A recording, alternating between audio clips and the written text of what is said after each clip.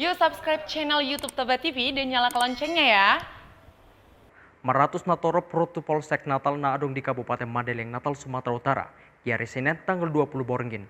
Lopangido polisi manakub supir nama Musa dak denak di Hutai.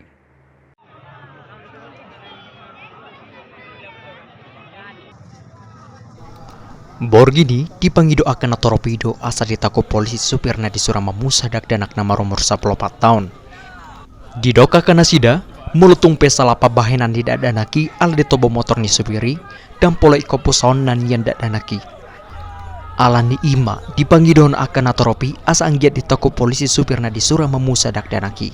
Warga masyarakat khususnya Kecamatan Natal sangat menuntut perbuatan yang dilakukan salah satu oknum pegawai LP yang mana di sini kami menduga bahwasanya dia melakukan penganiayaan yang kita anggap sangat manusiawi, karena di sini masyarakat sudah banyak di depan proses ini untuk menuntut keadilan, karena sampai saat ini memang prosesnya ini masih berjalan, tapi masyarakat ikut sangat-sangat menuntut kepada pihak kepolisian untuk menahan pelaku, karena perbuatan ini sudah jelas bahwasanya adalah perbuatan yang melanggar tindak pidana murni.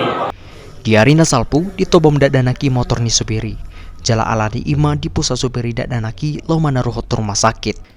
Sian Mandailing Natal, Toba TV Mabari Tahun.